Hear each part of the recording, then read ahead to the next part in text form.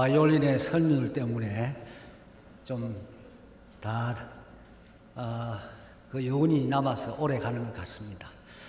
우리 성도 여러분들 일주일 동안 평안하셨습니까? 예, 뭐 집안에 별일이 없으셨는지 모르겠습니다. 그래도 지난 주일에는 비가 많이 와가지고 그래도 좀 시원한 그런 날씨 속에 지낸 것 같습니다. 목사님들께서 출장을 가셔서 이 부족한 사람에게 설교를 맡기셨습니다. 여기 수석 장로님도 계시고 또 우리 연륜이 많으시고 영성 깊으신 장로님들도 계신데 왜 부족한 저에게 설교를 맡기셨는가 이렇게 좀 두렵고 죄송한 마음이 들었습니다. 그런데 가만히 생각해 보니까 이 현미밥이나 또 하얀 쌀밥 같은 그런 목사님의 설교도 들어보셨고 또 우리 장로님들의 보리밥이나 또 냉면이나 국수 같은 설교도 들어보셨습니다. 그래서 아마도 들어보지 못한 보리개떡 같은 그런 제 설교도 한번 들어보시는 것이 어떤가 목사님께서 아마 그렇게 생각하셨는지 모르겠습니다. 보리개떡이라 그러면 아마 젊은 분들은 잘 모를 겁니다. 옛날에 참 어렵게 살 때에 겨우 먹던 그런 음식인데 제가 인터넷에 찾아보니까 요새 보리개떡이 굉장히 인기가 있더라고요. 아주 인터넷에서 판매를 많이 하고 아주 유명한 곳이 참 많이 있었습니다. 그래서 저도 오늘 보리개떡 같은 설교지만 여러분께 은혜가 되는 말씀이 되었으면 하는 바람으로 여러분 말씀에만 집중해 주시면 감사하겠습니다. 사랑하는 성도 여러분, 오늘 저의 설교의 제목은 과연 하나님께서는 부재하시는가? 사사기 9장의 말씀을 가지고 우리 성도님들과 은혜를 나누고자 합니다. 하나님은 과연 부재하실까? 존재하지 않으시지는 않으실까? 아니면 하나님께서는 너무 바쁘셔서 특별한 일이 생겼어서 자리를 비우시는 경우는 없을까? 우리는 이미 그 해답을 잘 알고 있습니다. 하나님은 우리와 달리 부재 중일 때가 없습니다. 하나님은 언제나 어디서나 존재하고 계십니다. 하지만 문제는 하나님이 부재하시는 것처럼 생각될 때가 많이 있다고 하는 것입니다. 이론으로 배우는 것과 실제로 경험하는 것이 다른 것과 마찬가지로 하나님이 현존하시다는 것을 잘 알고 우리가 믿고 있지만 개인적으로 그렇지 않을 때가 참 많이 있습니다. 마치 하나님이 잠시 자리를 비우시고 다른 곳으로 출장 가신 것처럼 또 하나님이 하실 일을 미루어 두시고 잠시 쉬고 계시는 것처럼 하나님이 다른 일에 바쁘셔서 내 삶에 벌어지는 일에는 전혀 관심이 없는 것처럼 그렇게 하나님이 부재하시는 것처럼 느껴질 때가 있는 것입니다. 하나님이 계신다면 어떻게 이런 일이 일어날까? 또 어떻게 하나님이 이런 일을 그냥 두고만 보고 계실까? 세상에 벌어지는 일들을 보면서 그리고 또 우리 주위에서 또 우리 개인이 겪는 여러 가지 어려운 문제를 보면서 이런 의문이 들 때가 참 많이 있는 것입니다. 오늘 본문 사사기 9장을 보면서 하나님께 이런 의문을 던지고도 남을 만한 한 사람이 나옵니다. 그 사람이 기드온의 아들 요담이라고 하는 사람입니다. 과연 요담에게 어떤 일이 벌어졌는지, 그리고 하나님께서는 그 사건에 어떻게 역사하시는지 오늘 본문을 살펴보면서 오늘 우리에게 주는 교훈은 무엇인지 오늘 말씀을 통하여 살펴보는 시간이 되면 좋겠습니다. 먼저 사사기 9장 28절에 31절을 좀 보겠습니다. 요아스의 아들 여룹바알, 이 여룹바알이 기드온입니다.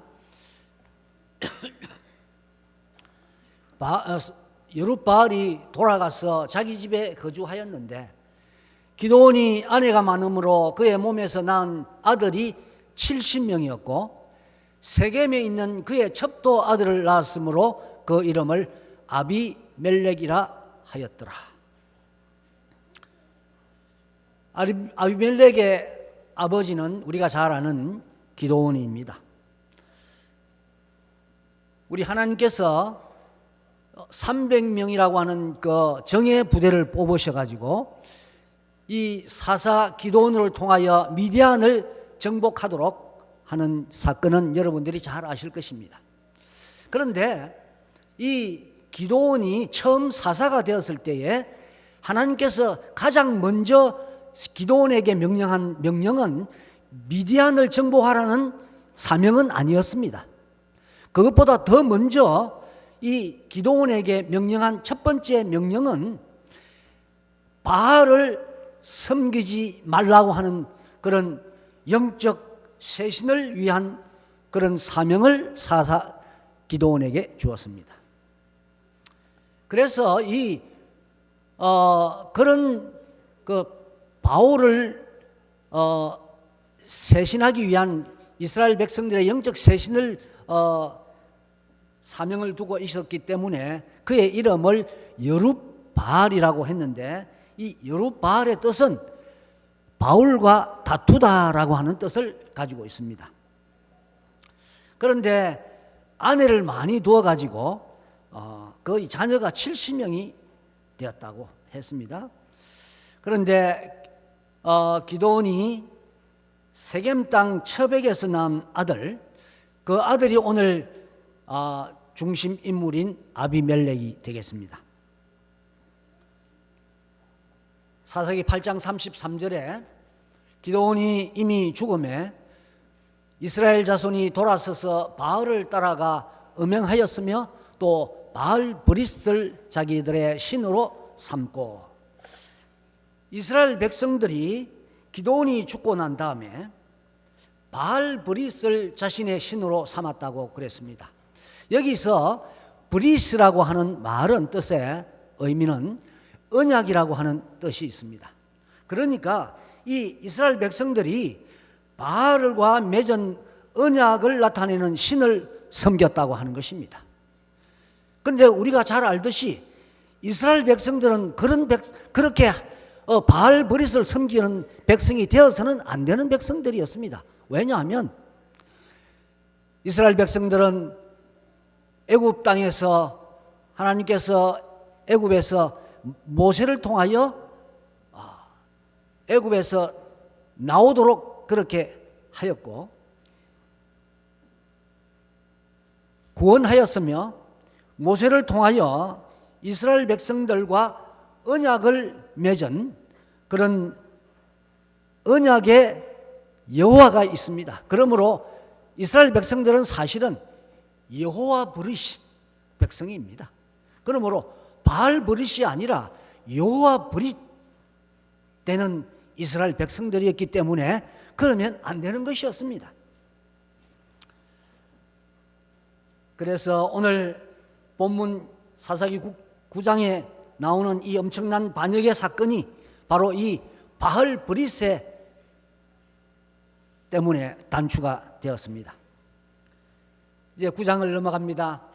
9장 1절에 보면 여룹바알의 아들 아비멜렉이 세겜에 가서 그의 어머니의 형제에게 이르더라 그들과 그의 외조부의 집의 온 가족에게 말하여 이르되, 이렇게 이야기했습니다. 아비멜렉은 그의 어머니가 있었던 그 외갓가 있던 세겜에 갔습니다. 성경에서 우리가 역사적으로 세겜이 어떤 곳인가 하면은 세겜은 이런 곳이었습니다. 아브라함이 가나안 땅에 와서 처음 하나님께 제단을 쌓았던 곳이 바로 이 세겜 땅입니다. 그 다음에 두 번째는 여호수아가 이스라엘 백성들을 향해서 축복과 저주를 선포했던 곳이 바로 이 세겜 땅이었습니다. 나중에 나옵니다마는 이 신명기와 여호수아에 보면 그리심산과 에발산이 나옵니다. 그리심산과 에발산이 나오는데 이 모세가 이스라엘 백성들을 가나안 땅으로 보내면서 이 여호수아에게 부탁하는 말이 있는데 바로 그리심산에 올라가고 그리심산과 에발산이 있는데 이 그리심산과 에발산에 이 이스라엘 백성들 12지파를 나누어서 이렇게 앉히고는 그들에게 그리심산에서는 하나님을 받아들이는 그런 하나님의 축복을 한 곳이 그리심산이고, 하나님의 그 말씀을 거역하는 사람들에게 저주를 부은 곳이 에벨산이었습니다. 그런데 이 세겜 땅은요, 그리심산과 에발산 가운데에 위치한 그런 도시가 바로 세겜 땅이었습니다. 나중에 이제 그 이야기가 다시 나오겠습니다. 그 다음에 이 신약에서는 수가라고 하는 땅입니다. 이 수가는 여러분들이 잘 알듯이 사마리아 여인이 예수님께서 우물에 가셔서 여인을 만나서 그 여인에게 마르지 않는 샘물을 주어서 복음을 받아들이는 그 곳이 바로 수가 땅이었습니다. 그러므로 세겜 땅은 사실 역사적으로 상당히 중요한 땅이었고, 그 다음에 지리적으로 상당히 중요한 땅이었습니다. 오늘 본문의 사건은 바로 이 세겜에서부터 시작됩니다. 에비멜렉이 세겜에 있는 외가 친척들에게 가서 이렇게 말합니다. 사사기 2장 9절에는 청하노니 너희는 세겜의 모든 사람들의 귀에 말하라. 여룻바알의 아들 70명이 다 너희를 다스림과 한 사람이 너희를 다스림이 어느 것이 너희에게 나으냐? 또 나는 너희와 골육임을 기억하라 하니. 아비멜렉이 스스로 왕이 되려고 합니다. 그래서 먼저 세겜 사람들의 마음을 얻으려고 친척들의 도움을 구하는 것입니다. 너희가 세겜에 너희가 기드온의 아들 70명이 너희를 다스리는 것이 편하겠냐? 안 그러면 골육되는 내가 혼자서 너희를 다스리는 것이 더 편하겠느냐?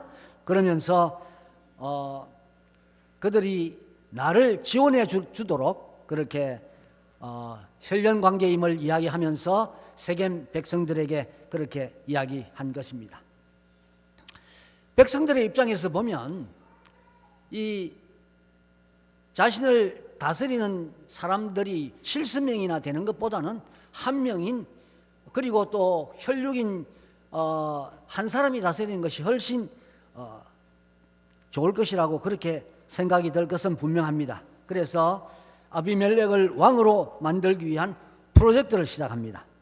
먼저 세력을 얻기 위해서 세겜의 모든 사람들에게 아비멜렉을 선전하며 그들의 마음이 아비멜렉을 향하도록 그렇게 합니다. 어쨌든 아비멜렉과 그의 친척들의 전략은 성공적이었습니다. 그 결과 세겜 사람들은 아비멜렉에 대하여 이렇게 말합니다. 그는 우리의 형제라. 그러면서 아비멜렉을 그들의 왕으로 받아들입니다. 사사기 8장 22절과 23절에는 이미 이런 이야기가 나와 있습니다. 그때에 이스라엘 사람들이 기드온에게 이르러 당신이 우리를 미디안의 손에서 구원하셨으니 당신과 당신의 아들과 당신의 손자가 우리를 다스리게 하소서 하는지라. 기드온이 그들에게 이르되 내가 너희를 다스리지 아니하겠고 나의 아들도 너희를 다스리지 아니할 것이요 여호와께서 너희를 다스리시리라. 이미 세겜 백성들이 이 기드온에 와가지고 우리의 왕이 되어달라고 이미 이야기를 했습니다. 그런데 이 기드온은 나는 너희의 왕이 되지 않을 것이고 그리고 나의 아들도 나의 손자도 너희의 왕이 되지 않겠다. 오직 너희의 왕은 여호와시다. 그렇게 이야기를 했습니다. 그럼에도 불구하고 이 아비멜렉은 그가 기드온의 아버지 기드온의 약속을 저버리고 이렇게 스스로 왕이 되기 위하여 음모를 꾸미는 것입니다. 그런데 아비멜렉의 이름의 뜻이 참 아주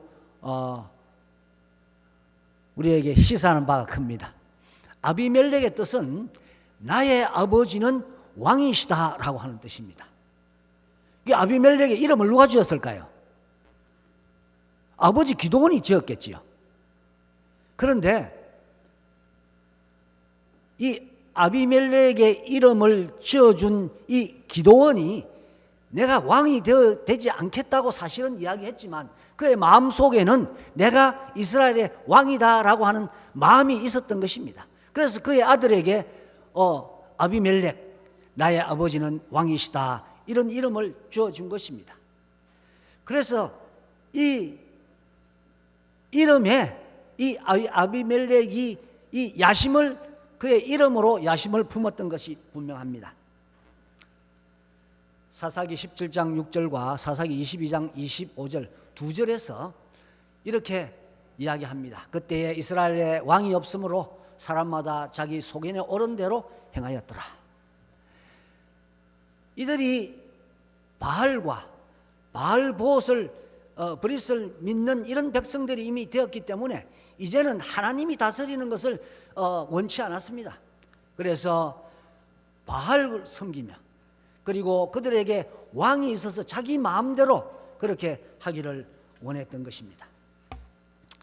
이제 아비멜렉은 자신에게 왕이 되는데 방해되는 자들을 제거할 그런 음모를 꾸미게 되었습니다. 9장 4절에 보면요, 바알브릿 신전에서 은 70개를 내어 그에게 주매 아비멜렉이 그것으로 방탕하고 경박한 사람들을 사서 자기를 따르게 하고, 이 바알브릿 아까 이야기했습니다. 바알브릿 바알을 섬기는 이 신전에서 세겜 사람들이 은을 70개를 내어주 가지고 이 바알브릿에게 줍니다. 정치 자금입니다. 정치 자금을 내어주었습니다. 그래서 이 정치 자금을 가지고 어떻게 했다고요? 방탕하고 경박한 사람들을 샀습니다.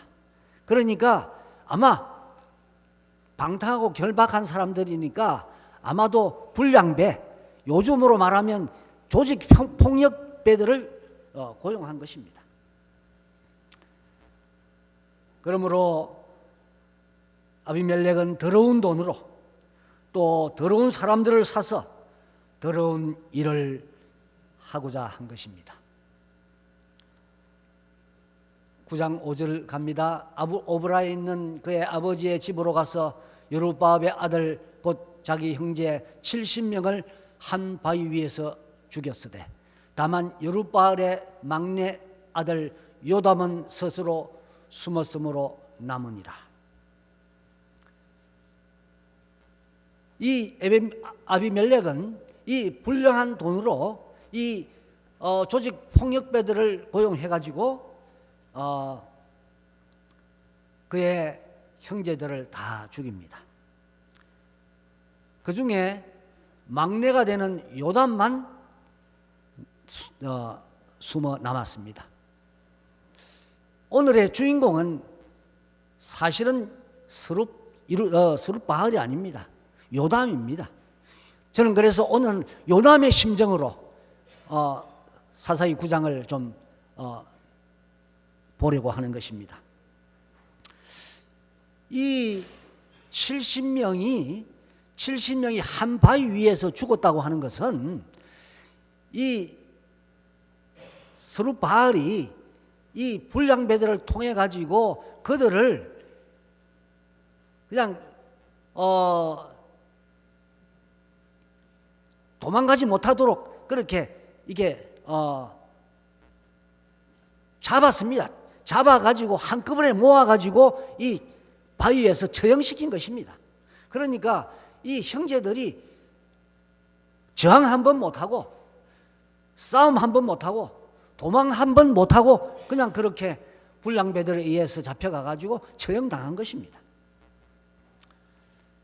살아남은 요담은 70명이나 되는 형제들을 하루아침에 잃고 자신만 살아남았던 심정을 오늘 우리가 좀 들여다볼 필요가 있습니다. 서론에서 저희가 이야기한 것처럼 이 끔찍한 일을 당한 요담이라면 과연 하나님께서 존재하시는가? 부재하시지 않을까? 충분히 이런 질문을 그의 마음 가운데 하지 않았을까요? 이렇게 아비멜렉은 형제들의 피를 흘림으로 왕이 되었고 세겜 사람들은 아비멜렉을 부정한 돈으로 왕으로 삼았습니다. 한 공동체를 이끄는 리더가 어떤 사람이냐에 따라서 그 공동체의 미래는 결정됩니다. 그 공동체가 이 리더를 통하여 흥망성쇠가 결정되는 것입니다. 그러므로 자격 없는 사람이 리더가 되었을 때에 공동체 전체에게 고통스러운 결과가 지어줄 뿐이고 또 그래서 리더를 세우는 일은 아주 중요한 일입니다. 그런데 과연 아비멜렉이 그들의 리더가 되는 것은 괜찮은 일일까요? 아비멜렉이 될 만한 왕이었을까요? 스스로 왕이 되려는 욕심에 사로잡혀서 형제들을 잔인하게 죽이는 모습에서 우리는 아비멜렉이 어떤 사람인지 그의 자질을 충분히 짐작하고도 남습니다. 이어지는 본문에서 살아남은 막내 아들 요담은 그 아까 이야기했던 그리심 산에 올라갑니다. 그래서 이 그리심 산에서 세겜 사람들에게 이렇게 외칩니다. 그가 우화로 세겜 사람들에게 이야기합니다. 나무들이 그들의 왕을 만들기 위해서 감람나무에게 찾아갑니다. 그리고 무화과나무에게 찾아갑니다. 그리고 포도나무에게 찾아가 가지고 우리의 왕이 되어달라 이런 우화를 합니다. 이 감람나무, 무화과나무, 포도나무는 우리 성경에서 이 이스라엘 백성들에게 있어서 대단히 아주 가깝고 또 그들이 늘 그렇게 먹는 그런 과일입니다. 그래서 이 과일들은 이 나무에게 이렇게 이야기합니다. 나는 할 일이 많기 때문에 왕이 될 수도 없고 왕이 되고 싶어지지도 않아. 그래서 왕이 되어가지고 우쭐거릴 마음이 없어. 그렇게 거절합니다. 그런데 이 나무들이 가시나무에게 찾아갑니다. 그래서 이 가시나무에게 부탁합니다. 우리에게 왕이 되어 주소서. 그러니까 이 가시나무는 덜렁 내가 왕이 되지. 가시나무는 한 30cm에서 60cm 정도까지 자라는 나무입니다. 이 나무에 붙어서 그늘을 쬐울 수 있는 나무가 아닙니다. 혜택을 입을 수도 없는 나무입니다. 그리고 불이 잘 나기 때문에 다른 나무들이 다 불타 같이 없어질 수 있는 그런 나무입니다. 그러므로 이 요담이 이렇게 가시나무를 왕으로 이렇게 우화로 이렇게 이야기한 것은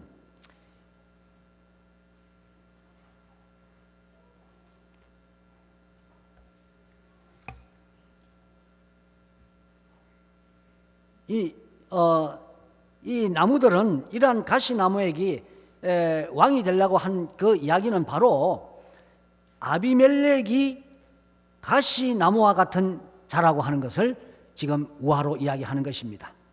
그래서 요담이 이 나무 우화를 왜 이렇게 이야기했을까?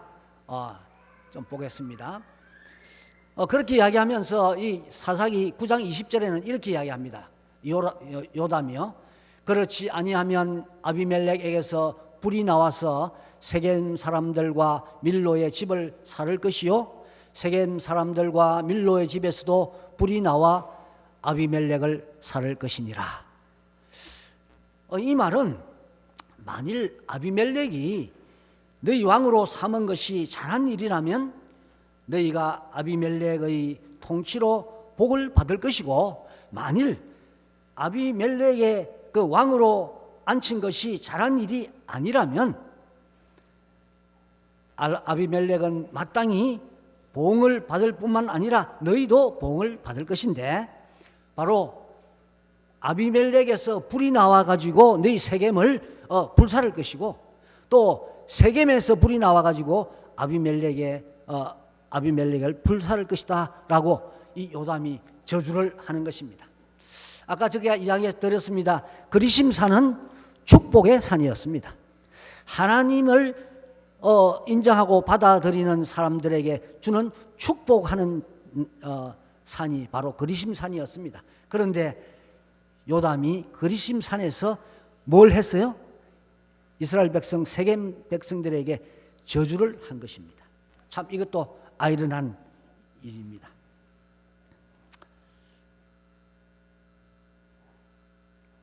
그럼 당장에 아비멜렉과 세겜 사람들에게 하나님께서는 어떤 조치가 취해졌을까요? 그들에게 큰 재앙이 바로 찾아왔을까요? 하나님께서 이 악한 일에 대하여 바로 심판을 시작하셨을까요? 당장이라도 큰 일이 생겨야 될 것 같고 하나님의 심판이 바로 있어야 될 것 같았지만 아무 일도 일어나지 않았습니다. 요담의 입장에서는 하나님께서 왜 이 같은 큰 불의를 보고만 계셨는지, 또 왜 그냥 침묵하고 계시는지, 또 하나님은 계시지 않는 것처럼 원망할 수밖에 없을 것입니다. 특별한 일이 없이 시간이 흘러갔습니다. 아비멜렉은 문제없이 잘 살고 있는 것 같이 보였습니다. 3년이라는 세월이 흘렀습니다. 그리고 그때서야 하나님께서 일하셨습니다. 사사기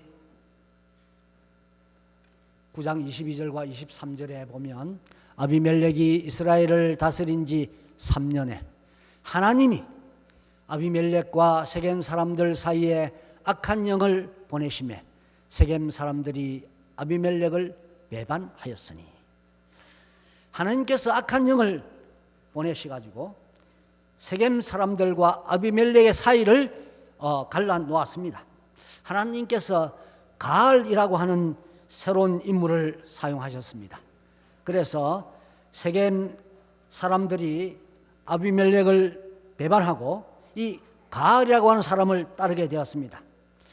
그리고 가알이라고 하는 이 사람이 큰 소리로 아비멜렉을 저주하며 자신이 아비멜렉과 싸우겠다고 허세를 부립니다. 아비멜렉의 신복인 서불이 나오는데, 이 서불이 이 아비멜렉에게 가서 아일이 세겜 사람들을 부추겨서 당신을 배반했다고 하는 이야기를 해줍니다. 그래서 이게 이제 아비멜렉이 이 매복해 있다가 새벽에 가을을 공격합니다. 이 가을은 한 번도 싸우지도 못하고 번번한 저항도 하지 못하고 이 아비멜렉에게 패하여 세겜에 쫓겨납니다. 아비멜렉은 자기를 배반한 세겜 사람들에게 다시 쳐들어가서 백성들을 죽이고 그 성을 헐고 온 밭에다가 소금을 다 뿌립니다. 소금을 뿌린다는 것은 작물을 심을 수 없도록 저주하는 것입니다. 아비멜렉은 세겜 사람들에게 자신을 배반한 대가를 단단히 치르게 합니다.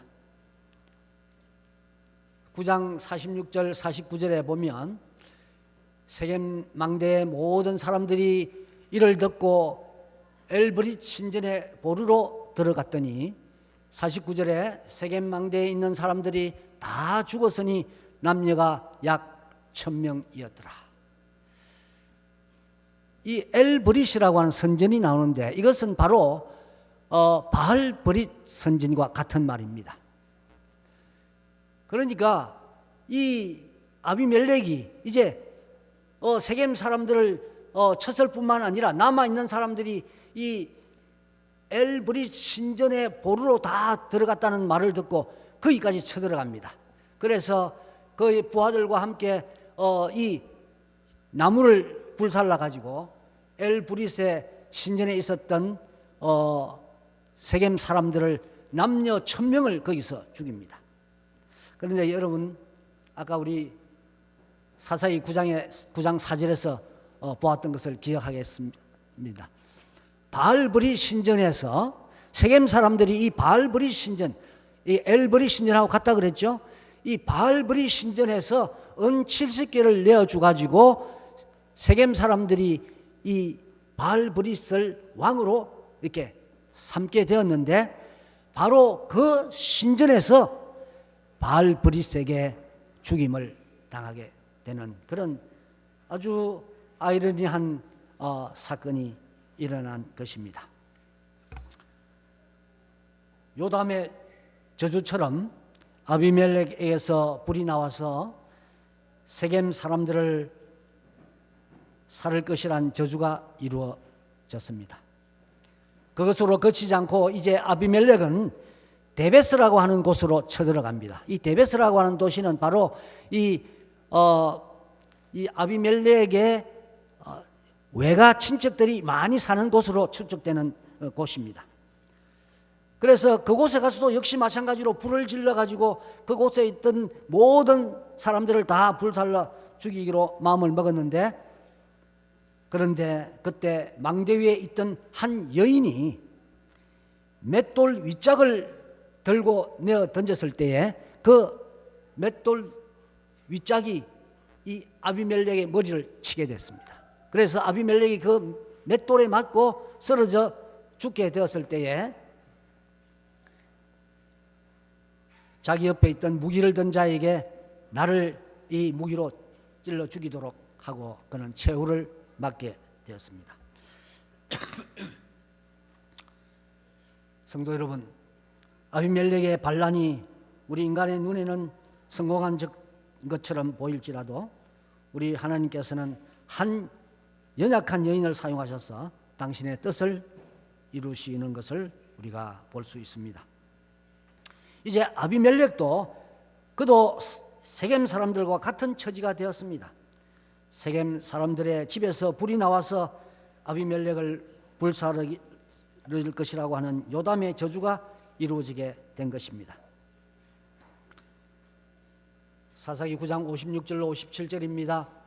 아비멜렉이 그의 형제 70명을 죽여 자기 아버지에게 행한 악행을 하나님이 이같이 갚으셨고 또 세겜 사람들의 모든 악행을 하나님이 그들의 머리에 갚으셨으니 여룹바알의 아들 요담의 저주가 그들에게 응하니라.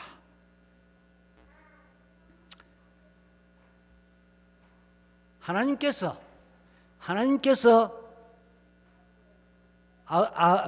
아비멜렉이 그의 형제들을 죽인 그 악행을 심판하셨습니다. 그리고 하나님께서 세겜 사람들이 저지른 그런 모든 악행들을 하나님께서 다 갚으셨습니다. 아비멜렉과 세겜 사람들은 서로가 서로에게 심판의 도구가 된 것입니다. 요담의 저주처럼 아비멜렉에게서 나온 불이 세겜을 태웠고 반대로 세겜에서 나온 불이 아비멜렉을 태웠습니다. 때가 되었을 때 하나님께서 당신의 일을 하셨습니다. 당신의 심판을 하셨습니다. 요담이 그렇게도 기다렸던 그런 심판을 그때 하나님께서 하셨습니다. 우리도 때때로는 이런 생각을 할 수 있습니다. 하나님은 왜 악에 대하여 가만히 계시는 걸까? 왜 심판하지 않으실까? 하나님 이 악에 대하여 모르고 계신 것처럼 생각될 때도 있고 악에 대하여 그냥 눈 감아 주시는 것처럼 생각될 때도 있습니다. 또 우리가 그렇게 애타게 기도로 하나님께 부르짖는 우리의 어려운 처지를 모르는 듯이 계시는 것 같기도 합니다. 우리가 참 아팠을 때, 또 우리가 자녀 문제로 고민할 때에, 경제적으로 어려운 문제에 부닥칠 때에, 그리고 또 우리의 신분 문제 때문에 어려움을 겪는 그럴 때에 하나님께서는 전혀 관심이 없는 듯 보일지도 모릅니다. 왜 심판이 늦으시고 왜 우리의 기도의 응답이 늦는 것인지 답답하게 느끼는 것은 무엇 때문일까요?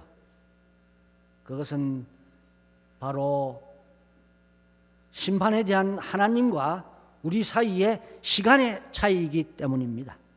하나님의 심판은 하나님의 때에 이루어지십니다. 우리의 때가 아니라 하나님의 때에 하나님께서 역사하시는 것입니다. 우리의 기도가 바로 응답받지 못하는 이유도 바로 하나님의 때가 아직 이르지 않았기 때문인지도 모르겠습니다. 하나님의 침묵이 하나님의 부재를 의미하는 것은 아닙니다.